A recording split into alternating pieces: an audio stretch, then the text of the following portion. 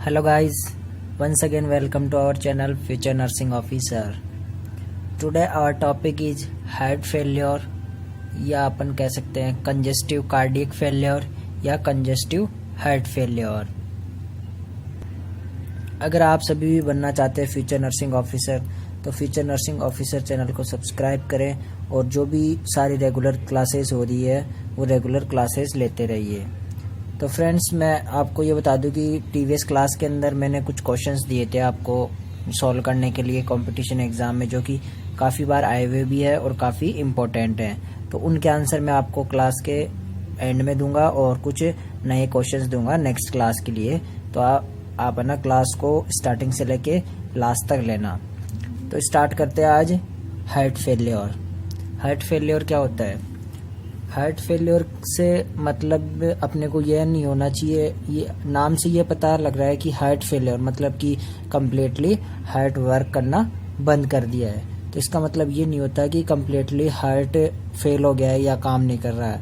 इसका मतलब ये होता है हार्ट फेलियर का कि कोई भी हार्ट का एक चेम्बर अनेबल हो जाता है एडिक्वेट जो ब्लड है उसको पंप करने में, और उससे कि हार्ट की और बॉडी की रिक्वायरमेंट पूरी नहीं होती ऑक्सीजन की और न्यूट्रिएंट्स की, उसे बोलते हैं हार्ट फेलियर।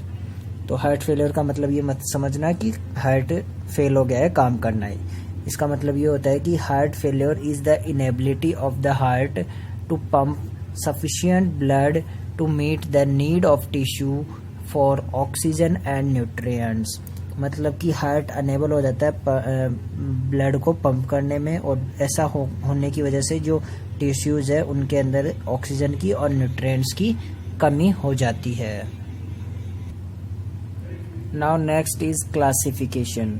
क्लासिफिकेशन क्या होता है हार्ट फेलियर का या कंजेस्टिव कार्डियक फेलियर का या कंजेस्टिव हार्ट फेलियर का क्लासिफिकेशन। तो इसका जो क्लासिफिकेशन है वो अकॉर्डिंग टू सिम्टम्स या स्ट्रक्चर के आधार पर अपन ने 5 टाइप्स में डिवाइड किया है। जो पहला टाइप है वो है एक्यूट कंजेस्टिव हार्ट फेलियर या क्रॉनिक कंजेस्टिव कार्डियक फेलियर, यानी एक्यूट और क्रॉनिक में डिवाइड किया है। फिर नेक्स्ट है राइट साइडेड हार्ट फेलियर और लेफ्ट साइडेड हार्ट फेलियर। फिर नेक्स्ट है third systolic heart failure and diastolic heart failure. फिर उसके बाद नेक्स्ट है low cardiac output and high cardiac output heart failure. फिर जो लास्ट है वो है New York Heart Association heart failure symptom classification. तो ये 5 टाइप्स में डिवाइड किया है हार्ट फेलियर को, यानी कंजेस्टिव कार्डियक फेलियर को। तो इसमें जो मोस्ट इम्पोर्टेंट है वो है राइट साइडेड हार्ट फेलियर और लेफ्ट साइडेड हार्ट फेलियर। इसको अपन डिटेल में पढ़ेंगे, बाकी इनके बारे में सुपरफिशियल पढ़ेंगे। जैसे acute congestive cardiac failure. Acute का मतलब क्या होता है कि जस्ट रिसेंटली हुआ है। तो जो जस्ट रिसेंटली हुआ है वो तो हो गया acute cardiac failure heart failure, और जो क्रोनिक यानी काफ़ी टाइम से चला आ रहा है यानी लॉन्ग टाइम ड्यूरेशन से, उसे बोलते हैं क्रॉनिक कंजेस्टिव कार्डियक फेलियर। फिर है next right sided heart failure and left sided heart failure. इसे अपन डिटेल में पढ़ेंगे जब क्लिनिकल मैनिफेस्टेशंस पढ़ेंगे, तब इसको डिटेल में पढ़ेंगे राइट साइडेड और लेफ्ट साइडेड हार्ट फेलियर क्या होता है। फिर आता है next systolic and diastolic heart failure. Systolic heart failure क्या होता है और डायस्टोलिक हार्ट फेलियर क्या होता है। अब देखते हैं कि सिस्टोलिक हार्ट फेलियर क्या होता है। सिस्टोलिक हार्ट फेलियर में क्या होता है कि जो हार्ट है वो कॉन्ट्रैक्ट नहीं कर पाता, उसकी कॉन्ट्रैक्टिलिटी कम हो जाती है हार्ट की, जिसकी वजह से हार्ट पंप नहीं कर पाता और इनफ फोर्स नहीं लगा पाता, जिसकी वजह से क्या होता है जो ब्लड है सर्कुलेशन के अंदर जो ब्लड जा रहा है वो कम हो जाएगा। तो यानी सिस्टोलिक हार्ट फेलियर हुआ है। फिर आता है इसके बाद next diastolic heart failure. Diastolic में क्या होता है कि जो हार्ट है वो रिलैक्स नहीं हो पाता हार्ट, जिसकी वजह से जो मसल्स है उसके अंदर स्टिफनेस है वो कम हो जाती है, और जो रिलैक्स होने की एबिलिटी है वो भी क्या हो जाती है, कम हो जाती है और फ्लूइड एक्यूमुलेशन हो जाता है वहीं पे। और स्पेशली ऐसा कब होता है, ऐसा होगा डायस्टोलिक हार्ट फेलियर होगा तो उसके अंदर क्या होगा कि जो एंकल्स है या फिर फिट हो गए लेग्स है, इनके अंदर एडिमा देखने को मिलेगा। ये था डायस्टोलिक हार्ट फेलियर, सिस्टोलिक और डायस्टोलिक हार्ट फेलियर। अगर सिस्टोलिक में अगर कोई वो कमी हो रही है, सिस्टोलिक में अगर कोई डिफॉर्मिटी हो रही है तो उसे सिस्टोलिक बोलेंगे, और डायस्टोलिक की वजह से हो रही है तो फिर उसे डायस्टोलिक हार्ट फेलियर बोलेंगे। फिर है next low output and high output heart failure. फिर लो और हाई से क्या मतलब है कि जब पहले देखते हैं लो आउटपुट हार्ट फेलियर क्या होता है। इसमें मोस्टली जो देखने को मिलता है वो देखने को मिलता है low cardiac output heart failure ही देखने को मिलता है। जो high cardiac output heart failure है वो रेयर चांसेस में होता है। तो लो आउटपुट में क्या होता है कि जो हार्ट है वो इनफ कार्डियक आउटपुट को आउटपुट नहीं दे पाता, यानी कम आउटपुट होता है उसका नॉर्मल से, तो ऐसे में उसे low output cardiac heart failure बोलेंगे। और ऐसा कि कब मतलब जो लो कार्डियक आउटपुट है हार्ट फेलियर, अगर ऐसा होगा तो क्या क्या देखने को मिलेगा, वेजो कंस्ट्रिक्शन देखने को मिलेगा और जो कूल और पेल एक्सट्रीमिटीज अपने को देखने को मिलेगी। जो एक्सट्रीमिटीज है वो कूल और पेल देखने को मिलेगी। फिर उसके बाद आता है next high cardiac output heart failure. ऐसा कम देखने को मिलता है और ऐसा कब होता है कि जो हार्ट है वो उसका वर्कलोड है ना वो इंक्रीज हो जाता है और पर्सन किस में अपीयर कैसा देखने को मिलता है, वार्म, यानी गर्म देखने को, उसका जो टेम्परेचर है वो वार्म होगा और फ्लश्ड होगा। तो ये हाई आउटपुट हार्ट फेलियर। इसके अंदर जो आउटपुट होता है कार्डियक आउटपुट वो नॉर्मल से ज़्यादा हो जाता है तो इसे हाई आउटपुट हार्ट फेलियर बोलते हैं।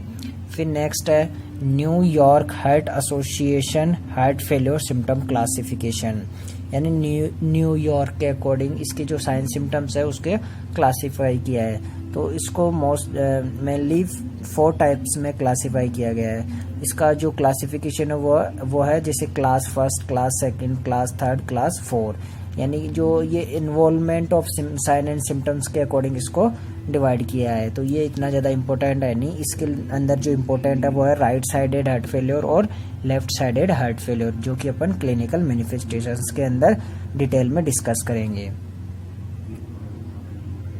नाउ नेक्स्ट इज एटियोलॉजी या कॉजेटिव ऑर्गेनिजम्स, यानी ऐसे कौन कौन से कॉजेज है जिनकी वजह से हार्ट फेलियर या कंजेस्टिव कार्डियक फेलियर हो सकता है। जो पहला रीज़न है वो है सिस्टेमिक हाइपरटेंशन। सिस्टेमिक हाइपरटेंशन की वजह से हार्ट फेलियर हो सकता है। और इसकी सिस्टेमिक हाइपरटेंशन की वजह से कौन सा हार्ट फेलियर होगा, लेफ्ट वेंट्रिकुलर फेलियर। जो लेफ्ट वेंट्रिकल है उसके अंदर फेलियर हो जाएगा सिस्टेमिक हाइपरटेंशन की वजह से। जो लेफ्ट वेंट्रिकल हार्ट फेलियर है वो अपन क्लिनिकल मैनिफेस्टेशंस के अंदर डिटेल में देखेंगे। फिर आता है next pulmonary hypertension. Pulmonary hypertension की वजह से भी हार्ट फेलियर हो सकता है। और ऐसा कौन से में देखने को मिलेगा, राइट वेंट्रिकुलर फेलियर होगा। अगर पल्मोनरी हाइपरटेंशन है तो राइट वेंट्रिकुलर फेलियर होगा। फिर आता है नेक्स्ट वेल्वुलर हार्ट डिजीज। अगर जो हार्ट के वाल्व होते हैं उनकी अगर कोई डिजीज हो रखी है, जैसे नॉर्मली ये अरोटा और मिट्रल वॉल होता है, उनके स्टेनोसिस की वजह से हार्ट फेलियर देखने को मिलता है। फिर आता है नेक्स्ट कंजेनाइटल हार्ट डिजीजेज। जो कंजेनाइटल हार्ट डिजीजेज होती है जैसे हो गया ASD हो गया, आर्टीरियल सेप्टल डिफेक्ट, VSD हो गया, वेंट्रिकुलर सेप्टल डिफेक्ट, या TOF हो गया, टेट्रालॉजी ऑफ फैलेट, तो उनकी वजह से भी हार्ट फेलियर देखने को मिलता है। फिर आता है नेक्स्ट हाइपरवोलेमिया। हाइपरवोलेमिया की वजह से भी जो कंजेस्टिव कार्डियक फेलियर है CCF या CHF वो हो सकता है। अब हाइपरवोलेमिया की वजह से कैसे होगा कि sudden increase blood volume, hypervolaemia होगा। तो ये हाइपरवोलेमिया कैसे होगा, sudden increase in blood volume increase होगा। और ब्लड वॉल्यूम इंक्रीज कैसे होगा, क्योंकि रीनल फेलियर हो रखा है इस वजह से। और अगर रीनल फेलियर होगा तो फिर ये ब्लड का एक्युमुलेशन हो जाएगा फ्लूइड का बॉडी के अंदर, तो एक्युमुलेशन होगा तो यूरिन आउटपुट कम होगा, और यूरिन आउटपुट कम होगा तो ऑब्वियसली हाइपरवोलेमिया देखने को मिलेगा। तो ये थे इसके मोस्टली इटियोलॉजिकल फैक्टर्स। फिर इसके बाद जो नेक्स्ट इटियोलॉजिकल फैक्टर है वो है मायोकार्डियल इन्फार्क्शन।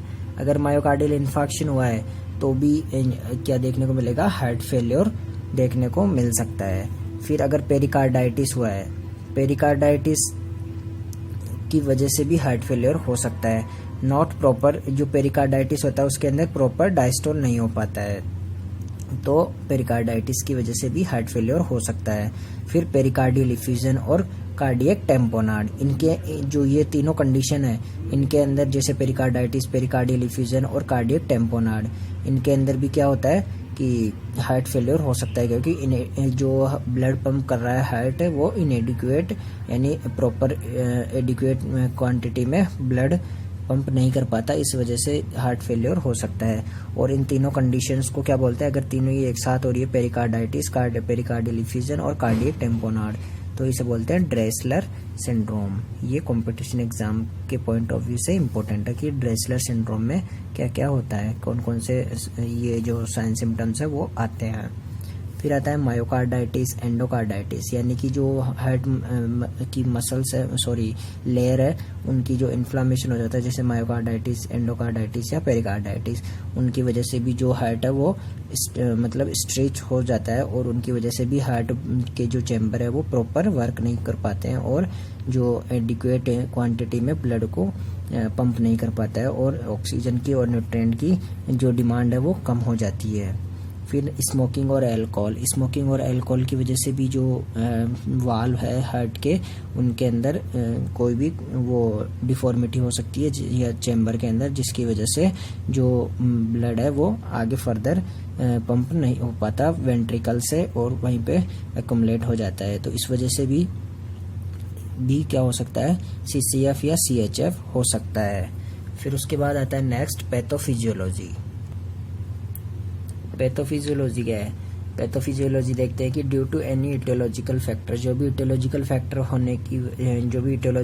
है उनकी वजह से क्या होगा, पंपिंग पावर है हार्ट की वो वीक हो जाएगी, यानी एबनॉर्मल पंप करेगा हार्ट, और एबनॉर्मल पंप करेगा तो क्या होगा, heart can't pump enough oxygen और nutrients to meet the body requirement, जो बॉडी की रिक्वायरमेंट है न्यूट्रिएंट्स की और ऑक्सीजन की वो कम हो जाएगी, और ऐसा होने से क्या होगा, blood accumulate in the heart के अंदर ब्लड एक्यूमुलेट हो जाएगा, और जो चैम्बर है वो भी स्ट्रेच हो जाएंगे और स्टिफ हो जाएंगे। ऐसा क्यों होगा, क्योंकि जो चैम्बर है उसके अंदर ही जो ब्लड है वो एक्यूमुलेट हो जाएगा, इस वजह से उसके ऊपर प्रेशर बढ़ जाएगा। फिर आता है next further weakness of heart muscle, इसकी वजह से जो वीकनेस है हार्ट मसल की वो भी कम वीकनेस हो जाएगी मसल्स की, और जो बॉडी की रिक्वायरमेंट है वो भी बढ़ जाएगी, और हार्ट है वो क्या हो जाएगा, वर्कलोड भी जो है वो बढ़ जाएगा हार्ट पे। फिर आता है इसकी वजह से क्या होगा कि जो मतलब कि जो हार्ट मसल्स है वो भी वीक हो जाएगी, और बॉडी की रिक्वायरमेंट भी बढ़ जाएगी। तो फिर उसकी वजह से क्या होगा कि जो अपने बॉडी के अंदर एक सिस्टम होता है, रेनिन एंजियोटेंसिन सिस्टम होता है, जो एक्टिवेट होगा, activation of renin angiotensin aldosterone activity, ये एक्टिवेट होगा, और ये एक्टिवेट होने की वजह से क्या होगा कि kidney retain body fluid and salt, kidney क्या करेगी, जो बॉडी के अंदर जो फ्लूइड है और जो साल्ट है उसको वहीं पे क्या कर लेगी, रिटेन कर लेगी, और ऐसा होने से क्या होगा, increase further pressure on the, और इससे जो हार्ट के ऊपर ज़्यादा प्रेशर लगेगा इसकी वजह से, और उसकी वजह से क्या हो जाएगा, CCF कंजेस्टिव कार्डियक फेलियर हो जाएगा। तो इसकी ये थी पैथोफिजियोलॉजी जो कि अपन ने देखी, इसे एक बार वापस देखते हैं कि पैथोफिजियोलॉजी क्या होती है। Due to any etiological factor की वजह से पंपिंग पावर है वो एबनॉर्मल या वीक हो जाएगी, और उसकी वजह से क्या होगा कि बॉडी की रिक्वायरमेंट है ऑक्सीजन की और न्यूट्रिएंट्स की वो कम हो जाएगी, और इसकी कम होने की वजह से क्या होगा, blood accumulate in the heart के अंदर ब्लड एक्यूमुलेट हो जाएगा, और चैम्बर क्या होंगे, स्ट्रेच और स्टिफ हो जाएंगे। ये होने की वजह से क्या होगा, फर्दर वीकनेस, वापस से वीकनेस बढ़ने लगेगी हार्ट मसल्स की, और जो valve to meet body requirement, and heart has to work hard, जो हार्ट है वो उसके ऊपर भी वर्क है वो बढ़ जाएगा, उसका वर्कलोड बढ़ जाएगा, और ऐसा होने की वजह से क्या होगा कि जो बॉडी के अंदर एक एंजियोटेंसिन एल्डोस्टेरोन एक्टिविटी है वो एक्टिवेट हो जाएगी, और ये एक्टिवेट होने की वजह से क्या होगा, जो किडनी के अंदर फ्लूइड है और जो साल्ट है बॉडी के अंदर वो वहीं पे एक्यूमुलेट हो जाएंगे, यानी वहीं पे रुक जाएंगे, बॉडी के बाहर नहीं निकल पाएंगे। और तो ऐसा होने की वजह से क्या होगा, जो प्रेशर लग रहा था पहले से ही चेम्बर के ऊपर वो और बढ़ जाएगा, जो हार्ट के ऊपर जो प्रेशर बन रहा था फ्लूइड की वजह से, ब्लड की वजह से, तो वो और बढ़ जाएगा। और ऐसा होने की वजह से क्या हो जाएगा, CCF हो जाएगा, कंजेस्टिव कार्डियक फेलियर या हार्ट फेलियर। तो ये था हार्ट फेलियर के, अपने पढ़ा कि डेफिनेशन क्या होती है, उसके टाइप्स मोस्टली कौन कौन से होते हैं, और फिर उसके बाद इटियोलॉजिकल फैक्टर, और फिर उसके बाद है कि पैथोफिजियोलॉजी। जो इसका रिमेनिंग पोर्शन है, जैसे क्लिनिकल मैनिफेस्टेशंस काफ़ी इंपॉर्टेंट है इसके, और जो डायग्नोस्टिक इवैल्यूएशन और जो मैनेजमेंट है वो लेंगे नेक्स्ट क्लास के अंदर। तो आज देखते हैं जो मैंने प्रीवियस क्लास के अंदर जो क्वेश्चंस दिए थे उनके आंसर्स। जो पहला क्वेश्चन था लास्ट क्लास में जो मैंने दिया था, which among the following is not suggestive of acute MI, इसका आंसर होगा B, sudden onset burning hypogastric pain. इसका जो करेक्ट आंसर होगा वो होगा बी। फिर उसके बाद नेक्स्ट था, which among the following condition is accompanied by distant muffled heart sound और प्रोमिनेंट नेक वेसल्स। इसका जो ऑप्शन था वो था cardiogenic shock, cardiac tamponade, pulmonary embolism और थोरेसिक अरोटा एन्यूरिज्म। इसका जो आंसर होगा, करेक्ट आंसर, वो है कार्डियक टेम्पोनार्ड। ये जो मैंने कार्डियक टेम्पोनार्ड पढ़ाया था तब भी मैंने बताया था कि इसके जो साइन है वो देखने को मिलते हैं अपने को, डिस्टेंट मफल्ड हार्ट साउंड और प्रोमिनेंट नेक वेसल्स।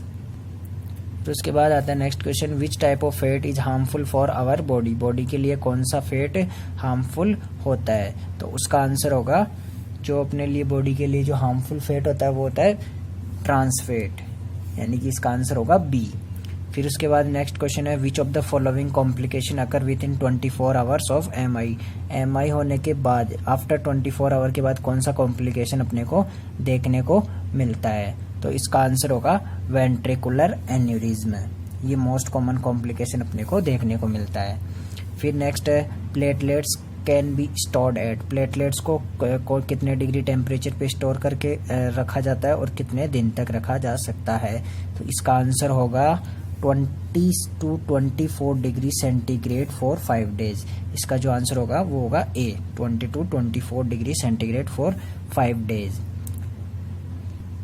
फिर है next question, hyperkalemia leads to what changes in ECG।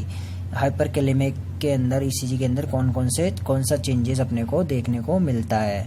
तो इसका आंसर होगा टॉल T वेव, जो T वेव है वो टॉल देखने को मिलेगी। तो ये है इसका answer B, tall T wave. फिर नेक्स्ट क्वेश्चन है, most important observation for a patient on anticoagulant therapy include. तो इसका आंसर क्या होगा, जो 7th क्वेश्चन है इसका आंसर है सी, एपिस्टैक्सिस। एपिस्टैक्सिस मोस्ट ऑब्जर्वेशन अपने को देखने को, मतलब ध्यान रखने को होता है एपिस्टैक्सिस, किसमें, एंटीकोगुलेंट थेरेपी में। फिर है next question, nurse should recognise that a patient has coronary artery disease is receiving aspirin 2, यानी इसका जो आंसर होगा 8th क्वेश्चन का वो है बी, यानी decrease platelet adhesion, decrease platelet adhesion. इसका जो करेक्ट आंसर होगा वो होगा बी। फिर है next question, blood coagulation require, blood coagulation के लिए क्या रिक्वायर्ड है। तो इसका आंसर होगा कि जो विटामिन के, कैल्शियम और पोटेशियम, यानी कि ये तीनों इसके ऑप्शन होंगे, यानी इसका आंसर होगा डी। फिर है next question, what is the most common site of injury from blunt chest trauma. इसकी मोस्ट कॉमन साइट कौन सी होती है। तो इसका आंसर क्या होगा 10th क्वेश्चन का डी, यानी कि राइट वेंट्रिकल। इसका आंसर होगा राइट वेंट्रिकल। फिर है next question 11th, what is the immediate goal of treatment for cardiac tamponade. Cardiac tamponade के लिए इमीडिएट ट्रीटमेंट क्या है। तो इसका आंसर होगा रिलीविंग इंट्रा पेरिकार्डियल प्रेशर, जो पेरिकार्डियल प्रेशर है उसको रिलीव करना। फिर है next question, most common direct cause of sudden death. Sudden death का मोस्ट कॉमन डायरेक्ट कॉज कौन सा है। तो इसका आंसर है CAD, कोरोनरी आर्टरी डिजीज। फिर है next question first elevating enzyme following MI के अंदर जो फर्स्ट एलिवेटिंग एंजाइम है वो कौन सा है? तो इसका आंसर होगा मायोग्लोबिन। तो ये क्वेश्चन थे जिनके आंसर मैंने आपसे शेयर किए। तो आप देख लेना कि कौन सा क्वेश्चन अपना सही था या कौन सा गलत था। जो आज के क्वेश्चन है वो मैं भी आपके साथ डिस्कस करूँगा। आज के अपने जैसे लास्ट क्लास के अपने क्वेश्चन थे उसी प्रकार से आज भी मैं ना आपके लिए कुछ इम्पोर्टेंट क्वेश्चंस लेकर आया हूँ, जिनके आंसर आप मुझे कमेंट करके बताइए और उनके जो आंसर होंगे वो मैं फर्दर जो क्लास होगी नेक्स्ट क्लास उसके अंदर आज की जैसे मैं आपको उनके आंसर्स दूंगा। आज का क्वेश्चन है first, abnormal dilatation of wall of an artery. Abnormal dilatation of wall of artery को क्या बोलते हैं? एन्यूरिज्म, हर्निया, एथेरोस्क्लेरोसिस या फ्लेबाइटिस। इसका आंसर क्या होगा वो आपको मुझे कमेंट करके बताना है। Lack of oxygen in blood stream, जो ब्लड स्ट्रीम है अगर उसके अंदर ऑक्सीजन कम हुआ तो उस कंडीशन को क्या कहेंगे? इसका आंसर भी आपको कमेंट करके मुझे बताना है। फिर next question, heart sound are result of. इसका जो हार्ट साउंड है उसका रिजल्ट क्या होगा? मूवमेंट, मतलब कि जो हार्ट साउंड है वो किस वजह से देखने को मिलती है? Movement of blood into the heart from the aorta, blood flow through the heart, closure of the heart wall, contraction of cardiac muscle. किसकी वजह से हार्ट साउंड अपने को देखने को मिलती है? तो इसका आंसर भी आपको मुझे कमेंट करके बताना है। Now next question is capillary refill time is normally. Capillary refill time कितना होता है? 1 to 6 second, 1 to 3 second, 2 to 5 second, less than 10 second. फिर उसके बाद नेक्स्ट है what is the normal amount of pericardial fluid. Normal pericardial fluid कितना होता है? 5 to 10 ml, 20 to 40 ml, 10 to 30 ml या 40 to 50 ml। इसका भी आपको क्वेश्चन, ये जो काफ़ी इजी क्वेश्चन है लेकिन ये इंपॉर्टेंट है, तो इसका आंसर भी आपको मुझे कमेंट करके बताना है। फिर है next question, vegetation on the heart valve result from. जो हार्ट वाल्व है उसके ऊपर वेजिटेशन किस वजह से होता है? Bacterial invasion, poor diet, hypertension, diabetes, mellitus. ये जो क्वेश्चन है ये काफ़ी इंपॉर्टेंट है। ये मैंने जो प्रीवियसली क्लासेस ली है उसके अंदर मैंने इसका आंसर बताया हुआ है, तो आपको इसका आंसर भी मुझे कमेंट करके बताना है। फिर उसके बाद नेक्स्ट क्वेश्चन है criteria for diagnosis infective endocarditis. Endocarditis को मतलब डायग्नोस करने के लिए कौन सा क्राइटेरिया दिया गया है? Jones criteria, Duke's criteria, Fallot criteria और बर्नार्ड क्राइटेरिया। तो इसका ये क्वेश्चन भी मैंने जो प्रीवियसली क्लास हुई है उसके अंदर मैंने आपसे डिस्कस किया था, तो इसका आंसर भी आपको जो करेक्ट आंसर है वो मुझे कमेंट करके बताना है। फिर है next question, what is the normal JVP. जो नॉर्मल जुगुलार विनस प्रेशर है वो कितना होता है? Less than 9 centimetre of H2O, less than 15 centimetre of H2O, less than 12 centimetre of H2O और less than 3 centimetre of H2O। तो इन चार ऑप्शंस में से आपको जो सही आंसर है वो मुझे कमेंट करके बताना है। तो ये कुछ क्वेश्चंस थे आज के कार्डियक सिस्टम के, इनके आंसर्स आपको कमेंट करके मुझे बताना है और जो इनके आंसर है वो मैं जो नेक्स्ट क्लास होगी, फर्दर क्लास होगी, उसके अंदर आपको इनके आंसर्स बताऊंगा। तो ये जो भी क्लासेस हो रही है इसको रेगुलर लेते रहिए। जो स्टार्टिंग से लेके लास्ट तक क्लास ले रहा है रेगुलर, उनको इनके आंसर में कोई प्रॉब्लम नहीं होगी, क्योंकि मोस्ट ऑफ क्वेश्चंस मैं डिस्कस करते हुए आ रहा हूँ, जो भी ये इंपॉर्टेंट क्वेश्चंस है उनके। तो जो भी ये क्लासेस नहीं ले रहा है, अपने फ्रेंड्स वगैरह हो, कोई भी जैसे कॉलेज का हो गया या कोई भी नर्सिंग ऑफिसर की तैयारी कर रहा हो, तो उनको क्लासेस लेने के लिए कहिए ताकि सभी का फ़ायदा हो सके। और अगर अभी तक चैनल को सब्सक्राइब नहीं किया है तो चैनल को सब्सक्राइब कर ले और बेल आइकन को भी प्रेस कर ले, जिससे कि जो भी क्लास होती है उसका नोटिफिकेशन सबसे पहले आप तक पहुंच सके। Thank you so much.